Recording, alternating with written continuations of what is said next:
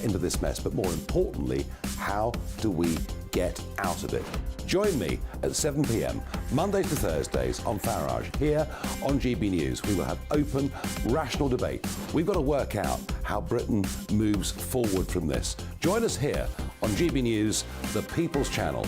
Britain is watching. When the news happens, it happens here. And really important breaking news. Breaking news this morning. On TV, radio and online, the news starts here on Britain's Newsroom. All the biggest stories and the answers that you need from across the UK and beyond. Join Britain's Newsroom from 9:30 on GB News. The People's Channel, Britain's news channel.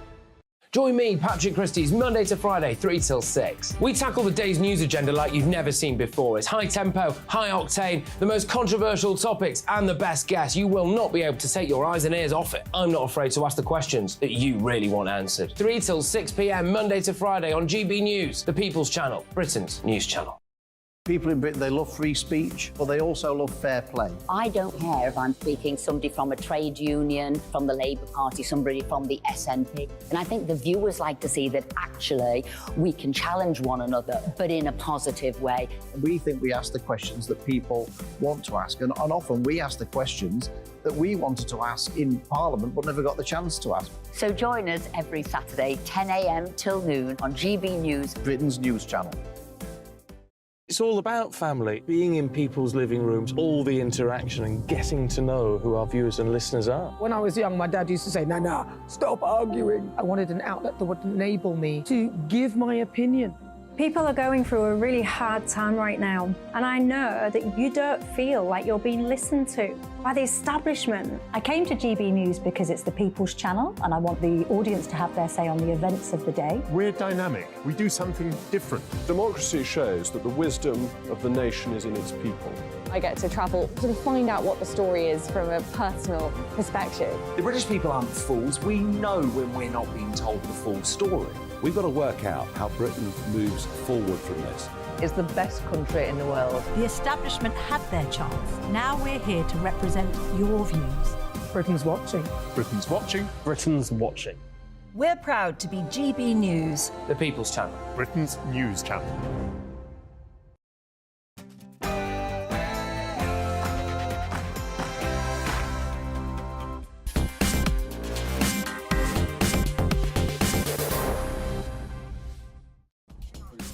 Good evening. Well, the astonishingly awful Lucy Letby case makes me ask the question, are managers ruining the NHS, given that they overruled the hospital consultants? We'll talk about the Channel crossings today. I think we're on course for a record week of young men crossing the English Channel.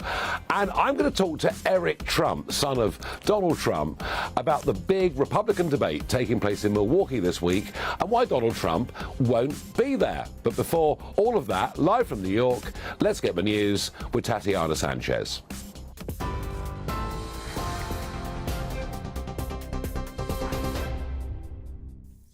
Nigel, thank you very much and good evening. This is the latest from the GB Newsroom.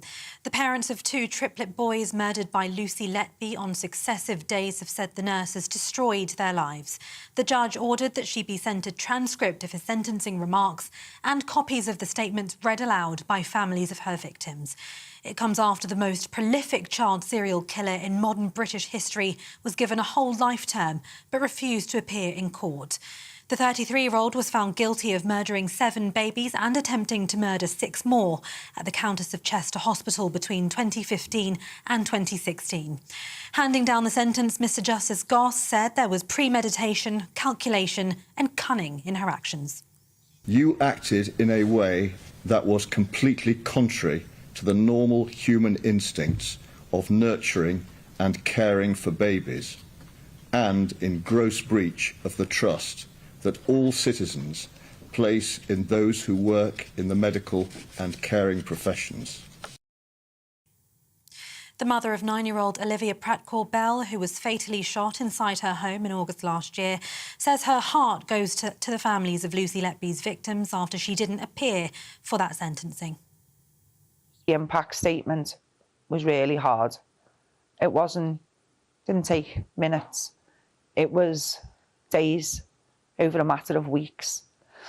That first port of call of rehabilitation should be in that courtroom and standing there listening to the judge and listening to the family's impact statements. While those statements from parents were heard by the court this morning, the mother of one baby murdered by Lucy Letby says her experience in hospital was like something out of a horror story. Another said she was haunted by vivid images and that Letby had destroyed her life after 2 of her triplets were killed. And a further mother of 2 of Letby's victims, one of whom survived, called her absence from court today a final act of wickedness from a coward. In other news, 750 migrants have crossed the English Channel so far today as the Border Force begins a week of so-called red days. The force's system's predicting high numbers of arrivals with close to ideal conditions forecast. GB News can reveal that 15 small boats made it to UK waters earlier today. Maritime sources have confirmed that one boat carrying around 50 migrants made it to the Sussex coast in Rye. And finally, from today, Londoners are eligible for a cash grant of up to £2,000 for cars that don't comply with the ULEZ policies. The Mayor of London's scrappage scheme will cost around £110 million. It begins today ahead of the expanded ultra-low emission zone, which will cover all London boroughs from the 29th of August. This is GB News across the UK on TV, in your car on digital radio and on your smart speaker by saying Play GB News. Now it's back to Nigel.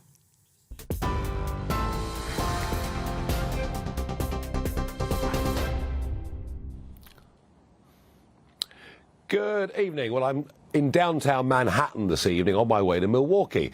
You can probably see some quite American and New York symbols around me. And American election cycles are lengthy, far lengthier than ours. The election itself for the next presidential election won't take place until November 2024. But the parties are getting ready, particularly the Republican Party, and they have a big debate that is taking place in Milwaukee, Wisconsin, and that takes place on Wednesday evening. There are lots of people who put their names forward to be president, but one of them is currently about 45 points ahead in the polls. It seems with every indictment that is served on Donald Trump, the Republican base rally ever more strongly around him, believing that the whole thing is a politically inspired witch hunt. And I have to say, I think, to many fair-minded observers, that is probably a pretty good analysis. So what is happening in Milwaukee matters because, though Donald Trump won't be there, and he cited Ronald Reagan.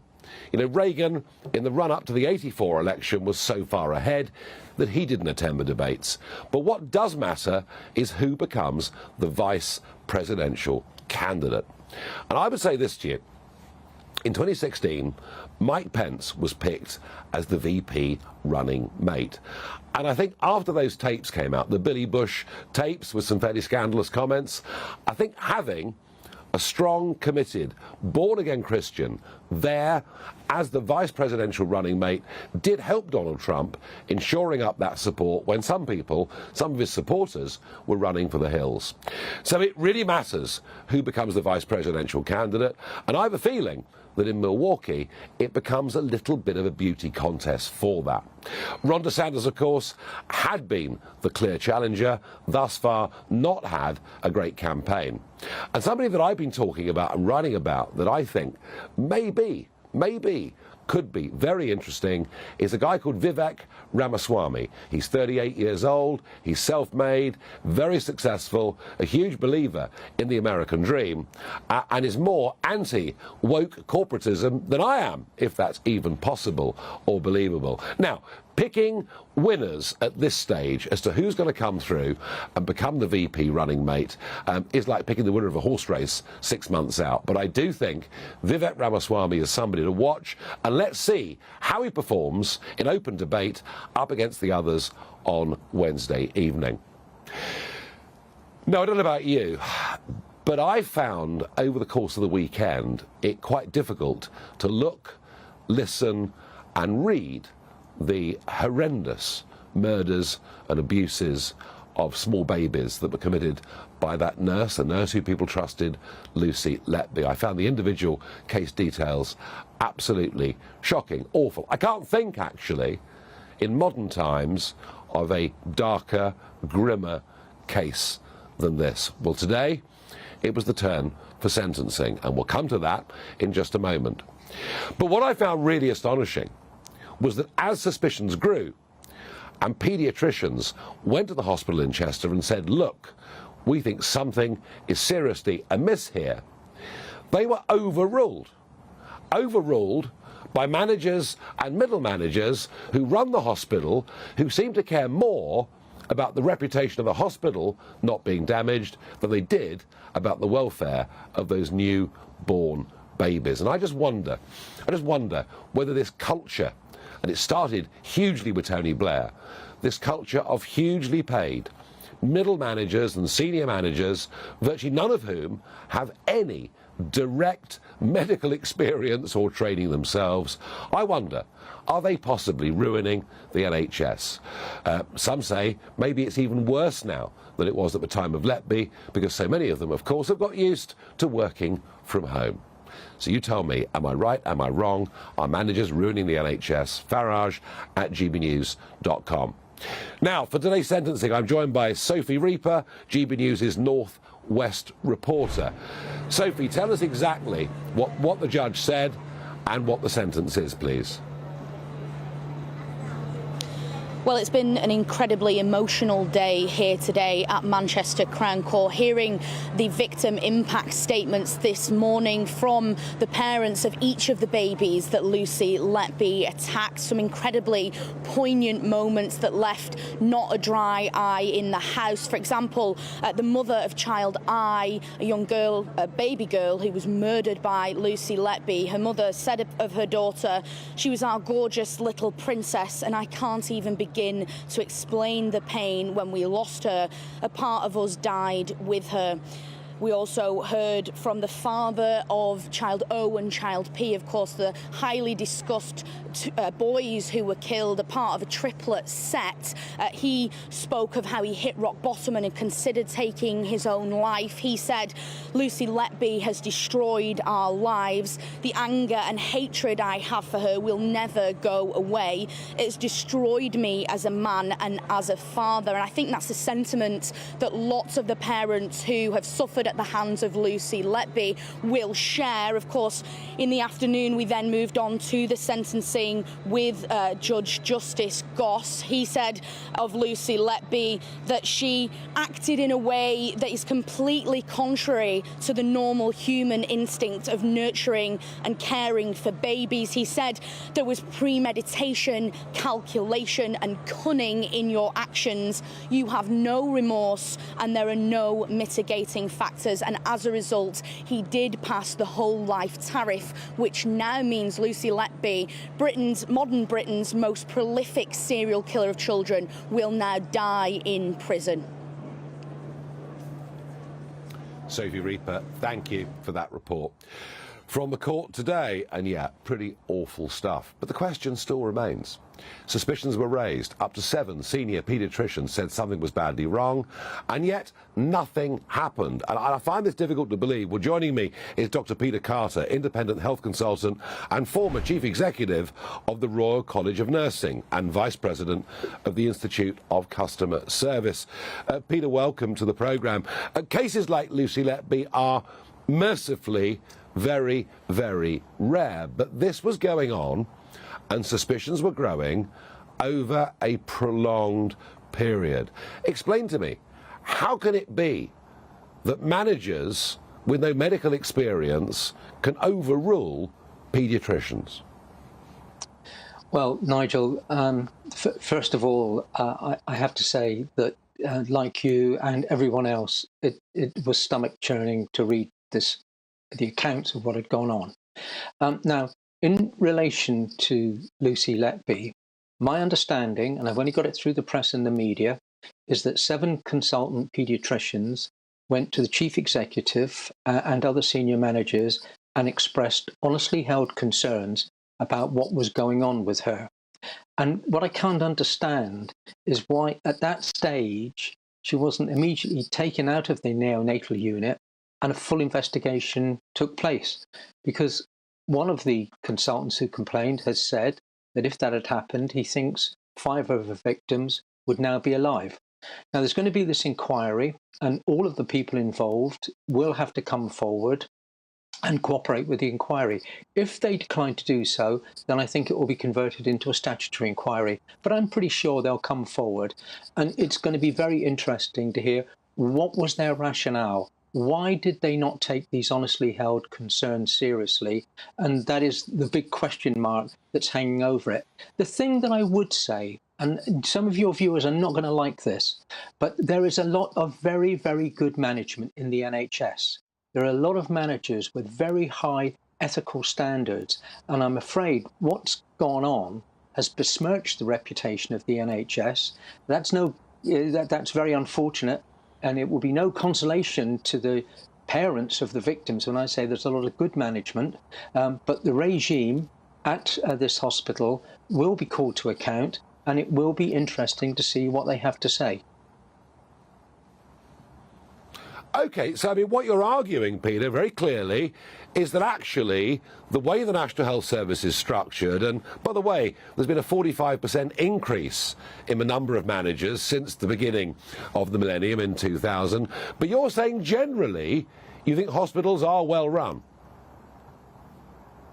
Yes, they are. It's not, I mean, look, it's not something which people like to hear, but NHS management is hugely complex. As well as being chief exec of the RCN for 9 years, I was the chief exec of an NHS trust for 12 years, and I really enjoyed that. But there's lots of myths around. So if you go back to something which you said about managers with no clinical background, well, if you take the issue, I understand that the medical director was involved in the Lucy Letby decisions, so was the director of nursing, and I read in yesterday's Sunday Times that the chief executive also had a clinical background. So 3 of the key people did have clinical backgrounds. Now, these are not bad people. The last thing they wanted was for somebody to be murdering children.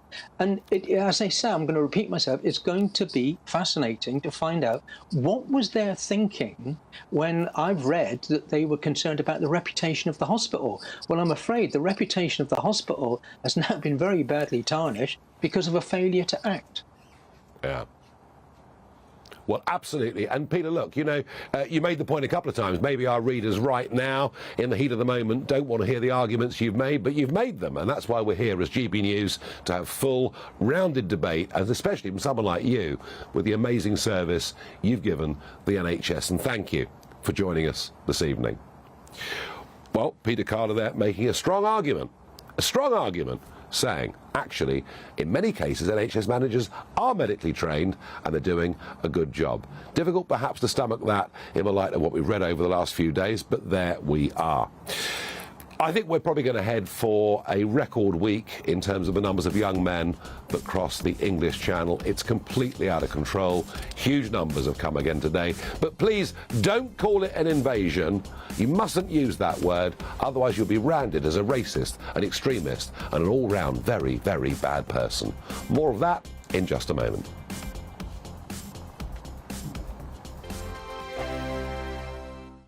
What you get for breakfast is something that, if we do our jobs right, you will wake up to news that you didn't know the night before. It's a conversation. It's not just me and Eamon. We want to get to know you, and we want you to get to know us. From 6, it's Breakfast with Eamon and Isabel. Monday to Thursdays on GB News, Britain's news channel. Westminster is going around in ever-decreasing circles, followed by the media. Britain is broken. How on earth did we get into this mess? But more importantly, how do we get out of it? Join me at 7 p.m, Mondays to Thursdays on Farage, here on GB News. We will have open, rational debate. We've got to work out how Britain moves forward from this. Join us here on GB News, the People's Channel. Britain is watching.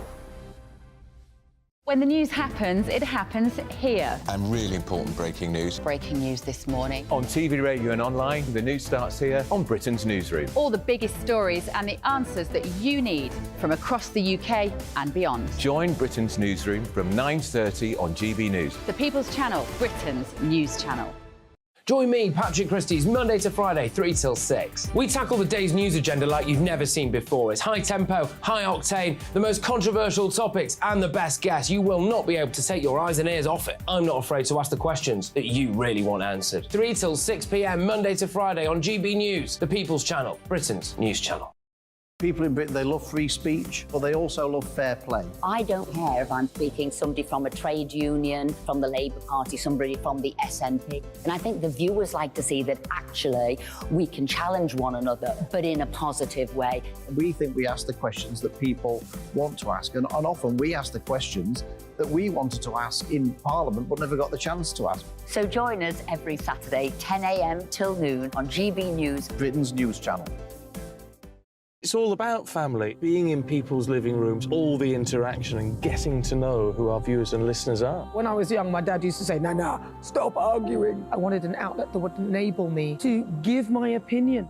People are going through a really hard time right now, and I know that you don't feel like you're being listened to by the establishment. I came to GB News because it's the People's Channel, and I want the audience to have their say on the events of the day. We're dynamic. We do something different. Democracy shows that the wisdom of the nation is in its people.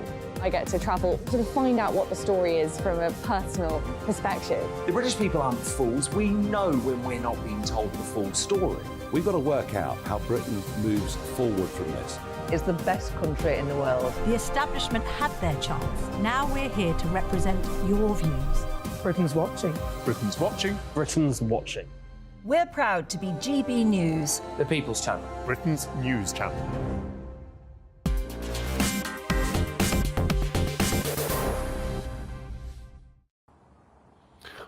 Well, it doesn't really matter, does it? It doesn't matter whether the Home Secretary is Priti Patel or Suella Braverman. It doesn't really matter whether Boris Johnson is the Prime Minister or indeed Rishi Sunak.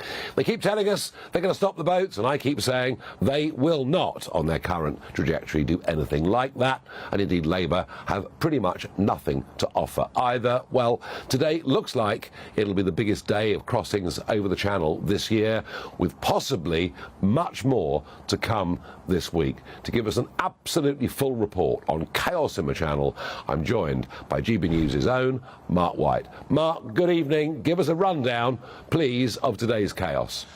Well, that chaos, as you describe it, Nigel, began very early this morning at 2:30 with a border force catamaran going into Dover Harbour with the first group of migrants that had been picked up from a Channel boat in the middle of the Channel. And now, as I speak to you, we are talking about 16 small boats that have come across the English Channel today. We don't know how many have tried and failed. That often happens. They don't make it to that 12-mile mark into UK waters, some of them.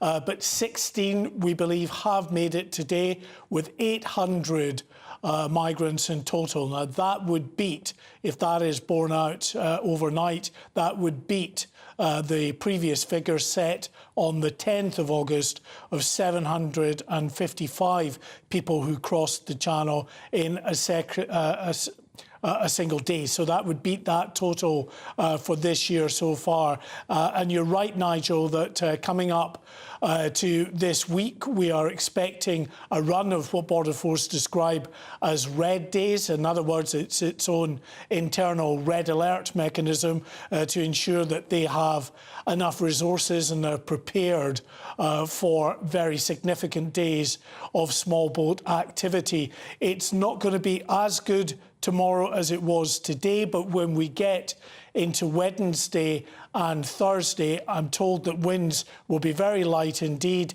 to the point where we are expecting very significant numbers to cross the Channel. Yeah, and even a boat over the border in East Sussex, sort of going up the River Rother and being picked up by the RNLI. We can probably see some footage of that in the background as we talk. I mean, this is extraordinary, Mark. I mean, there were 50 on this boat just heading into the river, and the lifeboat turned up from Dungeness and picked them up and brought them in. Mark, I have to say, I thought the revelations that were in the Mail on Sunday yesterday were very, very interesting. That we're talking about speeding up the backlog of those who are applying for asylum, having crossed the channel, and quite extraordinary that people are being told to smile, to be nice, not to challenge anything that is said by those seeking asylum, even if they lie, to think there may be good reason.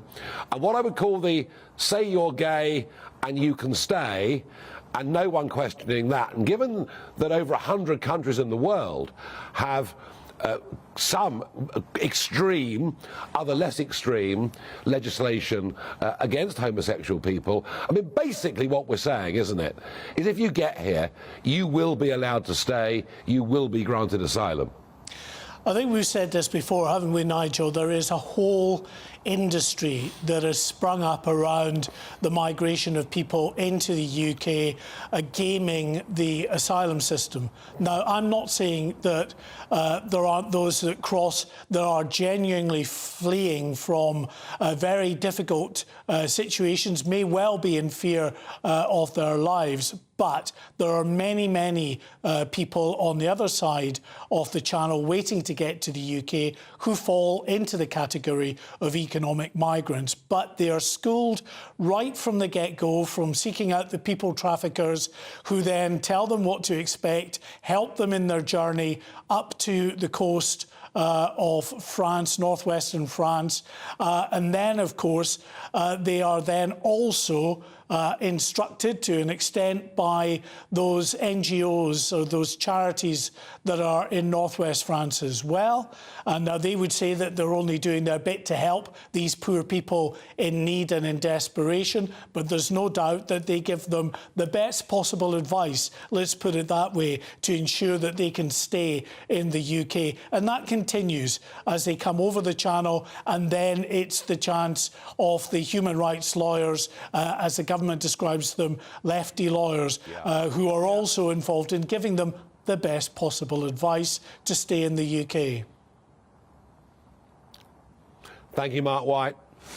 I have to say the whole thing is a complete and utter, total racket, and there's no sign of courageous leadership to drag us out of it.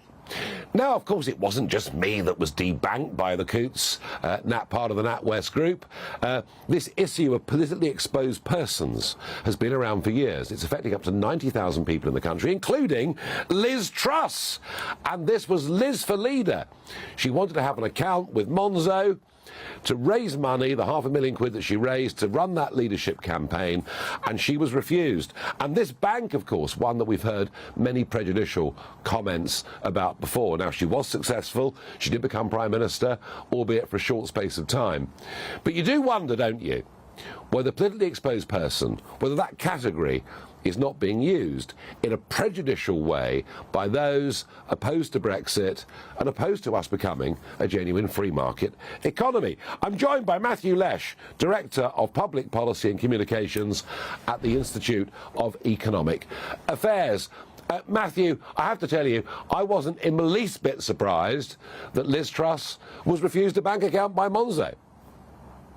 Look, in a sense, it's not surprising. We're hearing about more and more of these cases, particularly after the revelation of the way Coots treated you, Nigel, of course. Now, what we know here in this particular case, a political exposed person, or so-called PEPs, is that this is an EU regulation that was imposed, as a lot of regulations are, of course, with the best of intentions. Now, we've seen certain EU officials accused of taking bribes of large amounts of money from the Qatari government, for example, and some other associated issues there with EU corruption. But in practice, like most regulations, it's not really targeted particularly well. So it just means all sorts of public officials, politicians, judges, other public officials, and also their families are expected to undergo a series of additional checks by banks. The banks are expected to know where all their money is coming from. When they're doing transactions, they're supposed to double check. They're meant to scrutinize them when they start to create a bank account. Now, when you put all those kind of regulatory requirements onto banks, you impose an additional cost on them to have a client like Liz Truss. And of course, Liz Truss is probably not going to be particularly financially profitable for the bank. So the bank's response is, let's shut this account down. Let's not bother taking her on as a client. Yeah, I mean, what we've seen, Matthew, over the course of the last couple of weeks, to begin with, We saw the Chancellor, Jeremy Hunt, writing to the FCA in the wake of my case to say that people must not have their bank accounts closed because of their perfectly legally held opinions. We then saw on Thursday of last week, I think in direct response to, number one, the row over banking, but number two, GB News is very effective Don't Kill Cash campaign. Again, a missive given to the FCA to say, tell the banks if people have cash, they must have access to it, and that's important given that NatWest have this deadline coming up of the 11th of September where you could not put in or take out more than £250. I just wonder, yes, of course, there are MEPs that have been found with huge amounts of money in their flats and in suitcases, but there's no example in modern times of British political figures being involved in money laundering. Isn't it time we just scrap the PEP rule? I think that's absolutely right, Nigel. I think the banks should be free to associate whoever they like and not be pressured by regulation to debank people in this way. But I think this is only just the start of the problem we're facing here. I mean, there were reports today of British firms trading with Ukraine, having their accounts requests removed and having payments rejected. The government's asked the FCA to look into that issue as well. We know that there's huge amounts of money laundering regulation. Of course, everyone's against money laundering, but the general research from economists who've looked into all of this regulation is they're imposing billions and billions of costs on the economy and not really stopping any crime whatsoever. And then we add on top of that this whole new set of regulation around climate that hasn't gotten nearly as much scrutiny just yet, but it's telling banks what the kind of supposedly not environmentally friendly projects that they're not allowed to fund. And having very big economic impacts. So we've got regulation after regulation after regulation trying to control banks. And in the end, we're all made a little bit poorer as a result. No, absolutely. Matthew Lesh, thank you for joining me this evening on GB News. And what is absolutely clear to me is all the anti-money laundering regulation is all a sledgehammer to miss the nut, because it doesn't catch the guilty, it just hurts the innocent. Now, this woke corporatism isn't just in banking, we've seen parts of it in insurance, but it runs throughout the advertising industry in the most astonishing way. And I'm pleased to say that 46, including Liz Truss, 46 members of Parliament and members of the House of Lords, have written a letter to the Prime Minister about the conscious advertising network. Now, the 5 big advertising agencies in London are all signed up to this. It's run by a group of people who formed an organisation called Hope Not Hate. But basically what it wants to do is to stop any Conservative opinion really getting an airing on British media. And from before the first moment that GB News published a single word, they were doing their best, these people, to bring an advertising ban from the big advertisers. And when people do come on board and advertisers with us, yes, through the Conscious Advertising Network and their friends, you'll find the marketing directive of that company bombarded by the hate mob on Twitter and elsewhere. And the fact that nearly 50 MPs and peers have said to the Prime Minister, let's please get a grip on this, can only be a good thing. Believe you me, what I've uncovered here with Coots and what they did to me, closing me down for political reasons, is the tip of the iceberg. We've got one hell of a long way to go. Now, it's a big week here in America, and we'll talk more about that. But I want to talk about Sadiq Khan, the Mayor of London, because I think he and his department have now crossed the line. They are now, frankly, anti-white and overtly racist. Yes, let's talk about that in just a moment.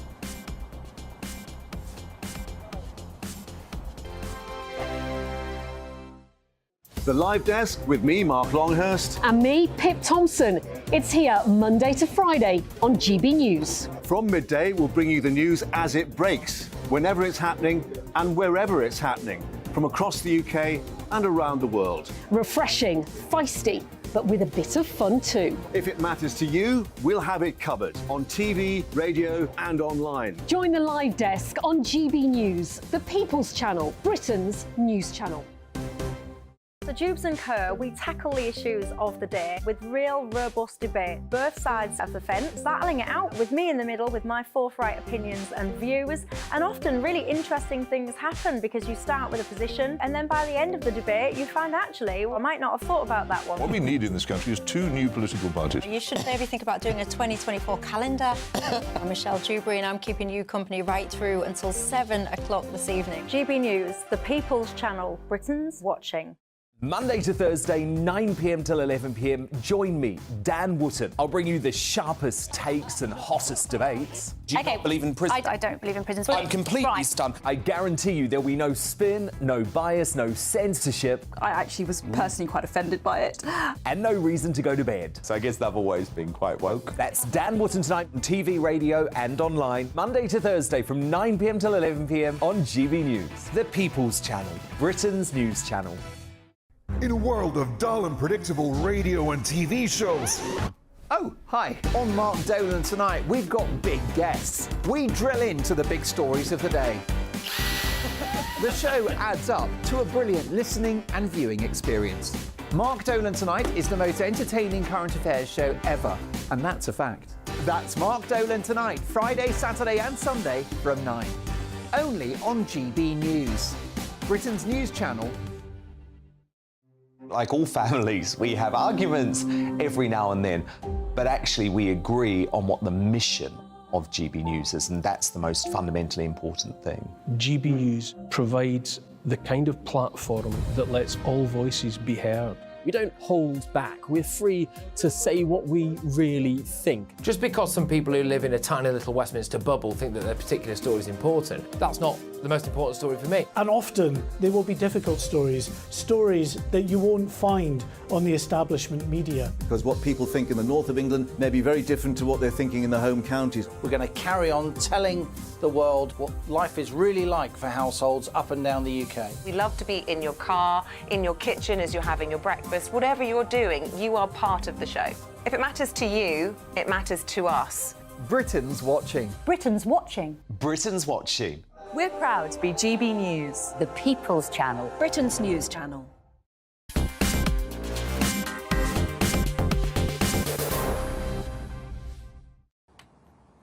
What did he win? The Pub of the Year or Publican of the Year? Right, OK. Let's go to Sean Bailey. No, I've got that wrong. He's now Baron Bailey, because, of course, Sean is in the House of Lords, and he took on Sadiq Khan in the mayoral elections when they took place last time round. Sean, first off, we saw that on the 2nd of September, there is a Black Day in Trafalgar Square, where there's going to be a celebration with music and art and literature and poetry of diverse black culture in Britain, almost like saying, whites, please don't come on that day. And now we get this extraordinary website showing a white family walking along the towpath of the Thames, and we're told from Sadiq Khan's office, this doesn't represent real Londoners. And Sean, I put it to you that actually what Khan is trying to do is sow dangerous division within London. Absolutely. Hello to you, Nigel, and all your watchers as well. Look, the first thing, let's separate these two things out. A Black Day that celebrates black culture is a great thing if it invites everybody else along. One of the most important things you'll find about Londoners, black or white, very proud of their culture, really want other people to know about it. It's about how you talk about these things. The second point you bring up, now that's where the problem lies. Many people have come on and tried to defend the mayor and say he meant this, he meant that. But what he really meant, if you're white and you look at that, he's basically saying you're not a real Londoner, he doesn't represent you, you're not valuable. And I wonder if he'll have to pay for that at the ballot box. Personally, if I was white, I'd think long and hard about supporting him. But the real reason I'm upset, I have mixed race children. Now, what do I say to my children? Their mother is not valid because she's not black, or she's only valid because she's married to me. It drives division in communities, and it actually supports other people's racism. Because, of course, if the mayor has this angle and pushes this racism, well, you'll start to think, well, I'll have to do for my own because the mayor is not interested in representing me.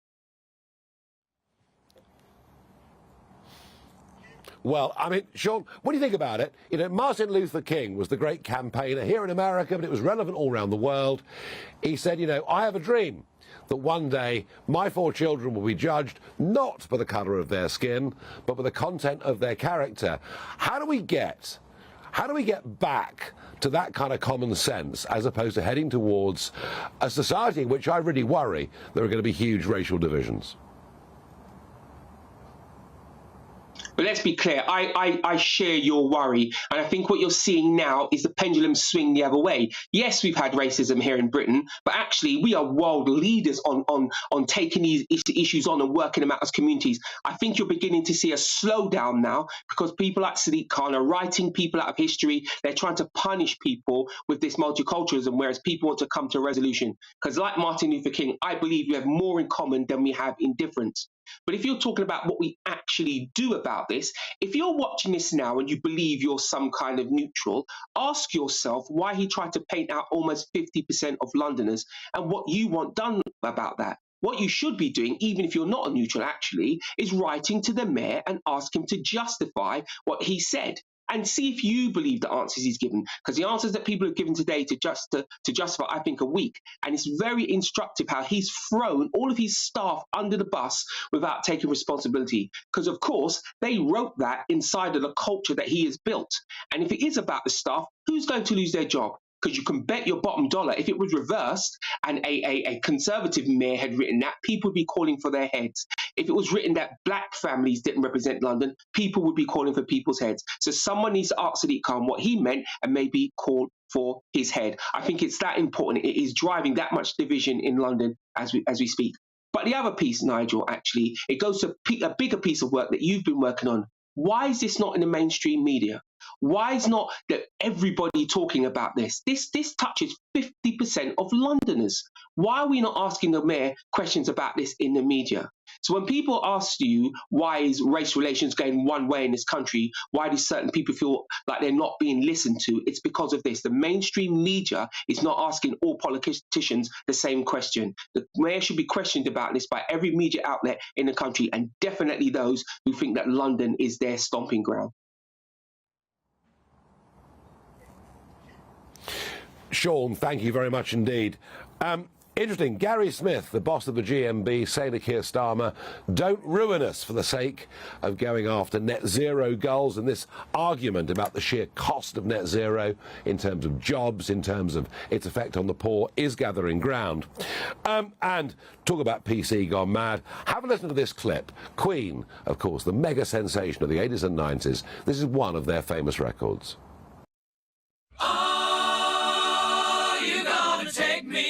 Tonight, oh, down beside that red firelight, oh, you gonna let it all hang out, fat bottom girls, you make the rockin' world go round.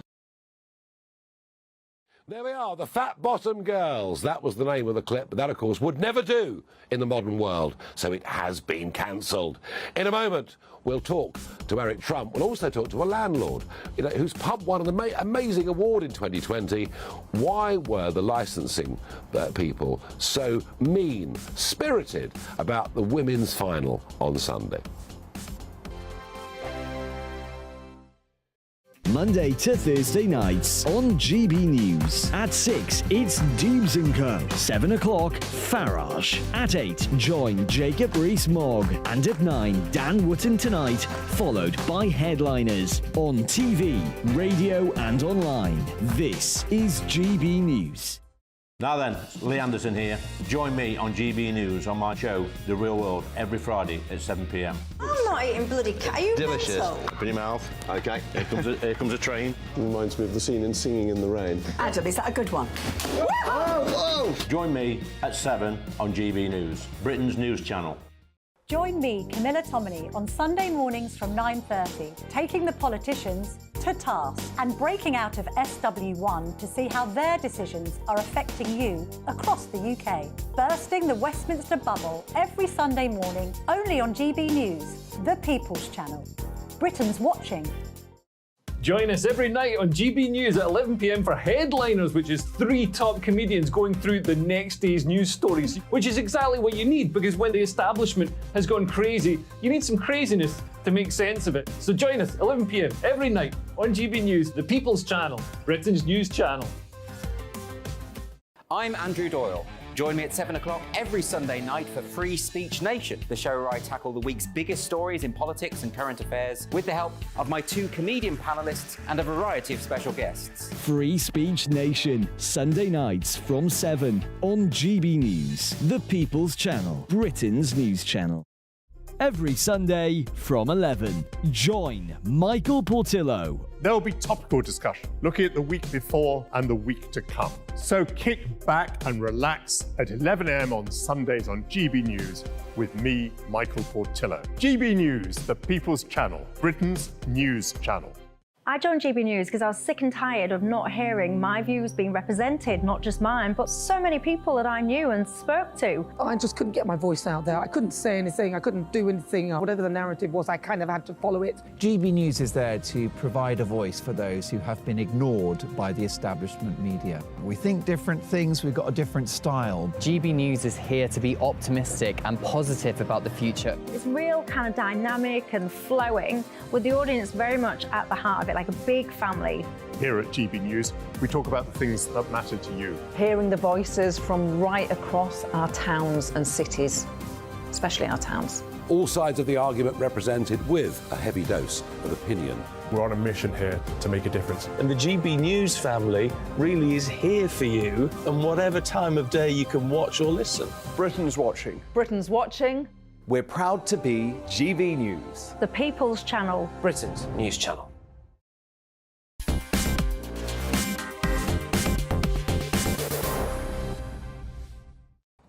Well, the Lionesses got to the World Cup final. That's more than the men have done since 1966. And all right, I know we hit the bar, it didn't go in. Spain then scored and they won 1-0.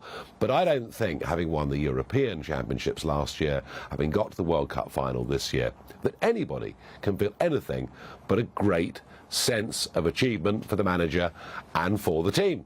Now, the final was on a Sunday. Kick-off, because it was Australian evening time, was going to be at 11 a.m. all over the country.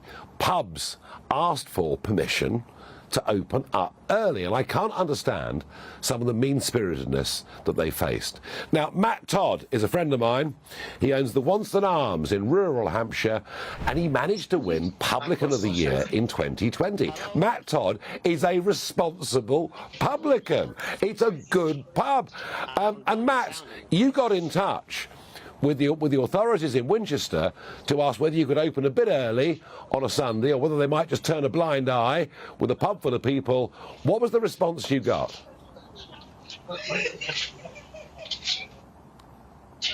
Yeah, I've got no sound. Matt, you're on the TV. Yes. There's no sound, unfortunately. Matt's on the TV. Right, can we fix this problem or not? No, clearly we can't fix this problem. OK. Yeah, right. Now, next Tuesday, next Tuesday, the 29th of August at midnight, the ULEZ extension comes in. We've learnt so much over the last few days, including the £800,000 in research that was paid to Imperial College by the Mayor of London's office, that basically said that even in the inner areas, ULEZ had made practically no difference to particulate emissions, although nitrous oxide levels were down, but that may be because of slightly newer cars being on the road. Believe you me, on the outer ring of London, it'll make no difference to air quality whatsoever. So we are doing, and you know, it's a tax on the poor. It's all well and good him saying there's £2,000 worth of scrappage, but to get rid of a car and buy a new car costs a damn sight more than £2,000. It's a tax on the poorest in society. It's a tax on the self-employed. And we will be in Cudham, down on the borders of Bromley and Kent, next Tuesday evening, the 29th of August, for a live show. If you want to come along, gbnews.com. com. Go there now. I think we're going to sell out pretty quickly. It's a hot, contentious issue. Now, I want to go back to the Wonston Arms and see if Matt Todd can hear me.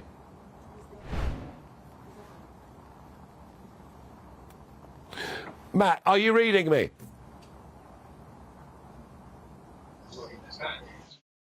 Yeah, I can hear you. Good. Matt, Thanks, Nigel. Matt, I was just saying, what a responsible fella you are. Publican of the Year, great rural pub, no aggro, no problems. You asked for an extension.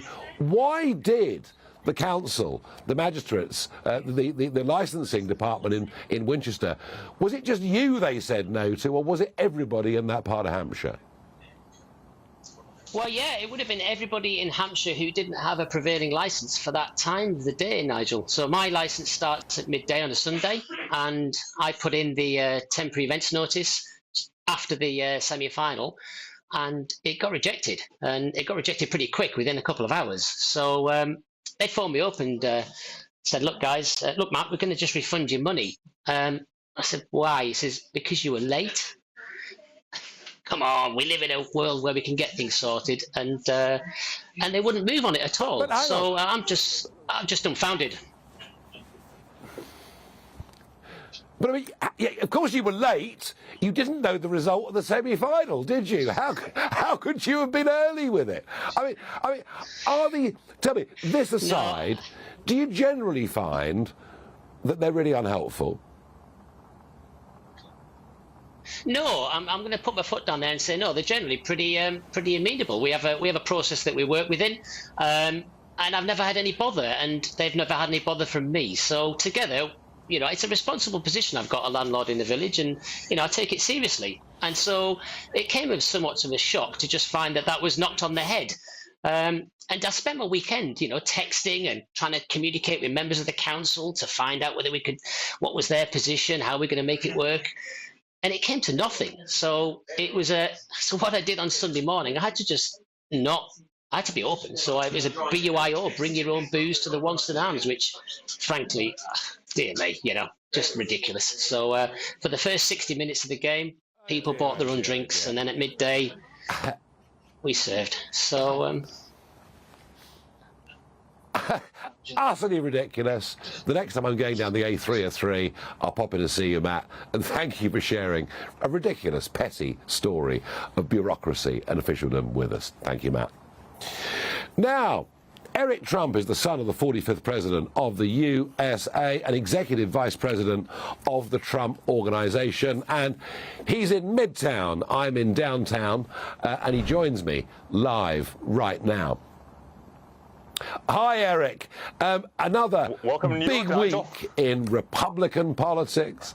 It's very. Oh, thank you. I'm sorry I'm a little bit further south on the island than you. Milwaukee.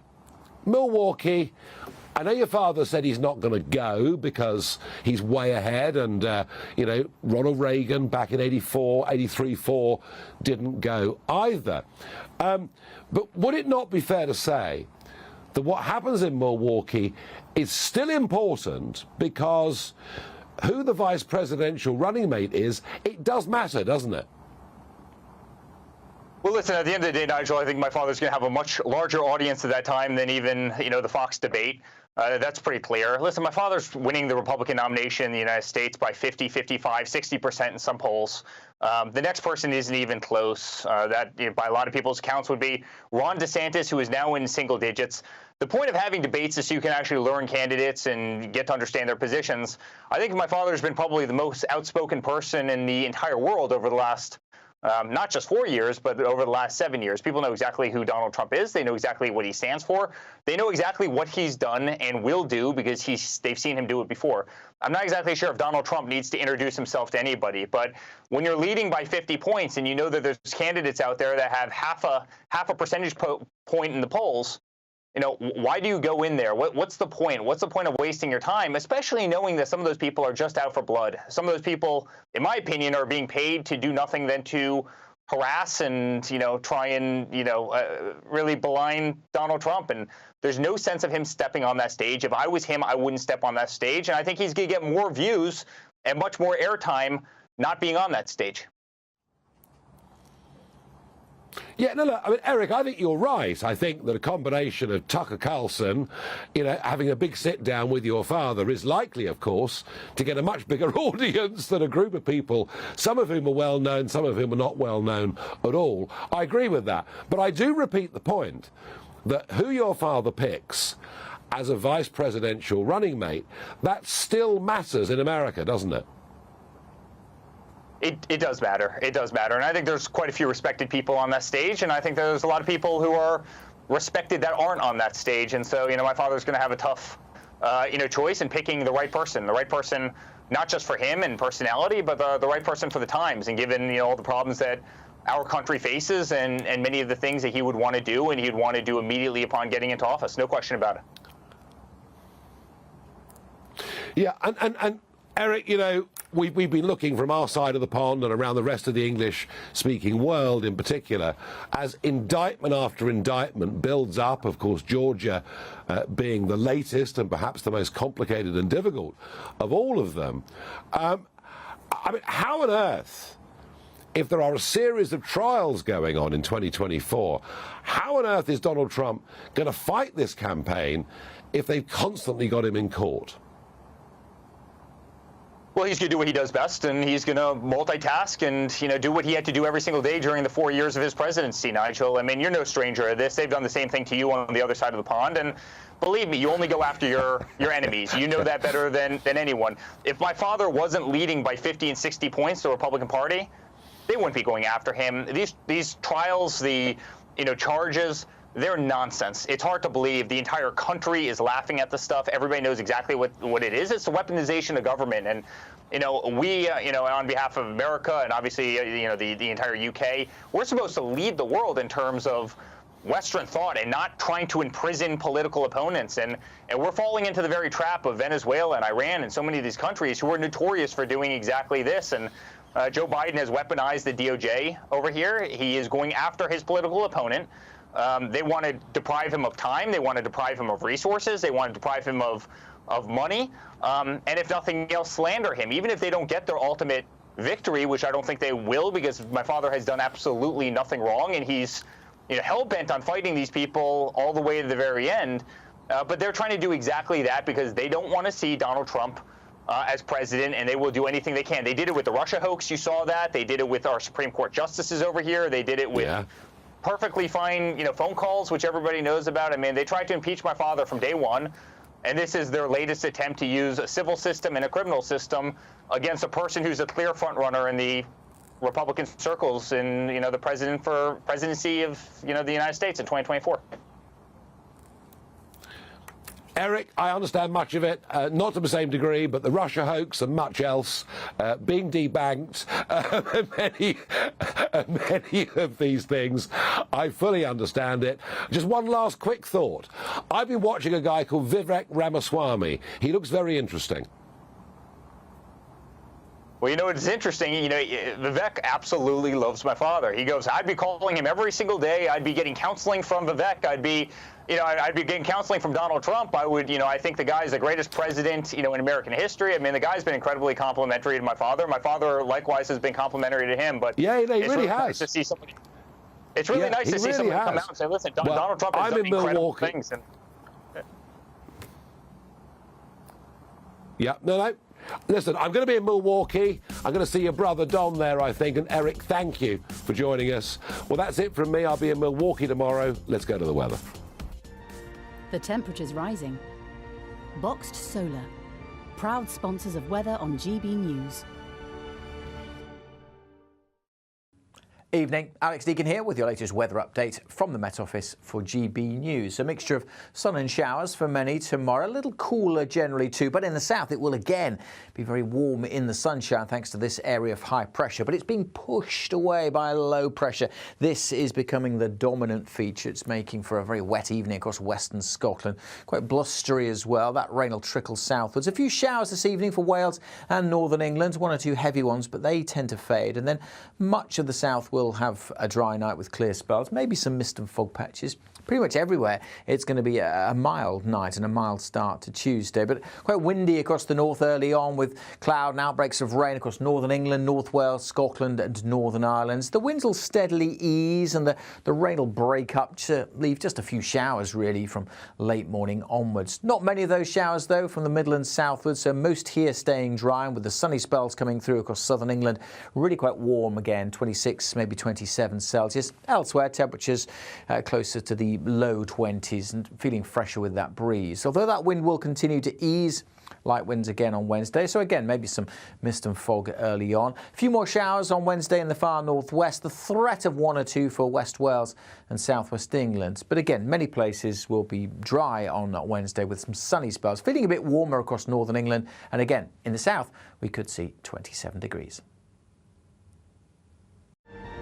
The temperature's rising. Boxed Solar. Proud